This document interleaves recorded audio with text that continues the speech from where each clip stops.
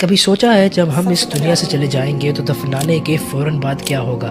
جب ہمارے اپنے بھی ہمیں چھوڑ جائیں گے اور ہمارے ارد گرد صرف اندھیرا ہوگا، تب اس دنیا کی نظر میں ہم ختم ہو چکے ہیں، لیکن ہماری کہانی یہی سے شروع ہوتی ہے۔ میجورٹی لوگ یہ سمجھتے ہیں کہ مرنے کے فوراً بعد یا تو قیامت تک سوتے رہیں گے یا فوراً جنت مل جائے گی، لیکن ایسا ہرگز نہیں ہے۔ موت اور قیامت کے درمیان ایک پوری زندگی ہے جسے ہم برزخ کہتے ہیں، اور اس دوران ہر روح کو 7 سٹیجز سے گزرنا ہوتا ہے۔ سٹیج 1، جیسے ہی انسان کو دفنایا جاتا ہے تو اس کی روح فوراً اس کے جسم میں واپس آ جاتی ہے، حتیٰ کہ وہ اپنی قبر پر آئے ہوئے رشتہ داروں کی چلنے کی آواز کو بھی سن رہا ہوتا ہے، اور اسی دوران خوفناک شکل میں اس کے گناہ اور خوبصورت شکل میں اس کے نیک اعمال دکھائے جاتے ہیں۔ سٹیج 2، 2 فرشتے منکر اور نکیر اس کی قبر پر آتے ہیں، جو اس شخص سے 3 سوال کرتے ہیں: تمہارا رب کون ہے، تمہارا دین کیا ہے، اور تمہارا نبی کون ہے۔ سٹیج 3، صحیح جواب پر قبر تا حد نگاہ وسیع کر دی جاتی ہے، لیکن غلط جواب پر قبر تنگ ہونا شروع ہو جاتی ہے۔ سٹیج 4،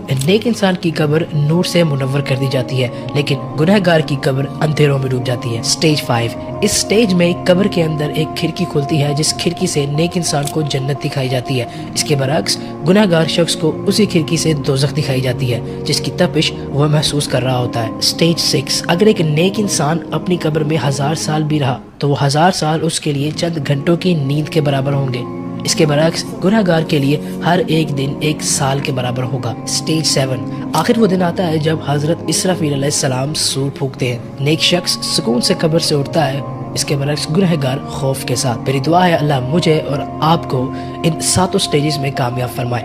تھینکس فار واچنگ، میں ملتا ہوں آپ سے نیکسٹ ویڈیو میں۔ اللہ حافظ۔